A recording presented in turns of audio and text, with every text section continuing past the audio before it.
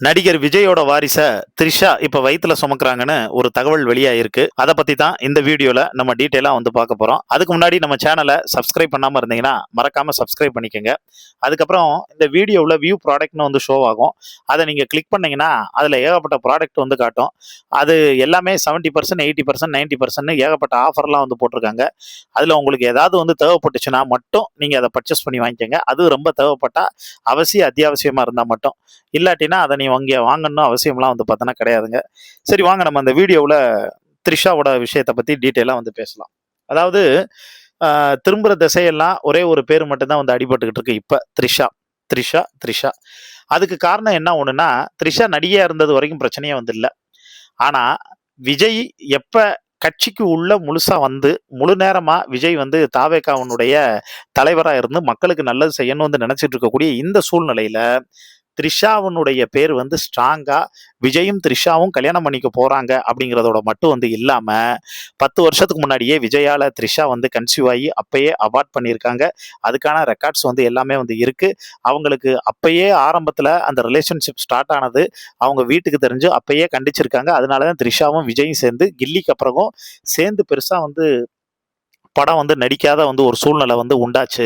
அதுக்கு காரணம் விஜய்க்கு போட்ட வந்து ரூல். அப்ப விஜய் கூட விஜயோட அப்பா அம்மா எல்லாருமே ஒரே கூட்டு குடும்பமா ஒன்னா பக்கத்துல வந்து இருந்தாங்க. விஜய் எது பண்ணாலும் தட்டி கேட்கறதுக்கு குடும்பத்துல ஒரு பெரிய மனுஷங்க இருந்தாங்க.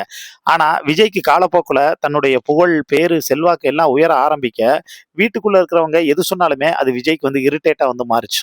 எஸ் சந்திரசேகர் தன்னுடைய படத்துல, அதாவது தான் அப்பா ஆரம்ப காலகட்டத்துல அவர் தான் வந்து கதையை வந்து கேட்பார், விஜய் இந்த படத்துல நடிக்கலாமா வேணாமான்னு. ஒரு கட்டத்துக்கு மேல விஜய் என்ன பண்ணிட்டாரு, இனிமேல் என் கதையை நானே கேட்டுக்கிறேன், நீங்க போய் உங்க வேலையை வந்து பாருங்க அப்படின்னு வந்து விஜய் வந்து சொல்லி விஜய்க்கும் அவங்க அப்பாவுக்கும் கருத்து வேறுபாடு ஏற்பட ஆரம்பிச்சது. தான் பையன் அரசியலுக்கு வந்து கொண்டு வரணுங்கிறதுல விஜய் தான் ரொம்ப தீவிரமா தெளிவா வந்து இருந்தார். அதுக்கான முயற்சியில அவர் தான் வந்து பார்த்தோன்னா முழு முனைப்போட வந்து செயல்பட்டார்.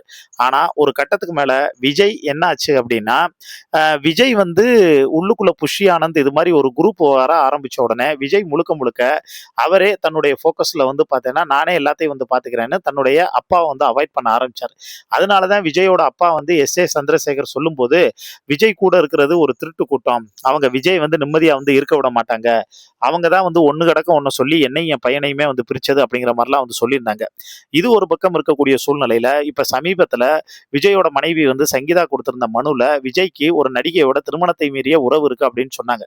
பல பேர் வந்து அது வந்து கீர்த்தி சுரேஷா இருக்குமோ இல்ல அசினா இருக்குமோ த்ரிஷாவா இருக்குமோன்னு வந்து ஆப்ஷன்ல தான் இருந்தது.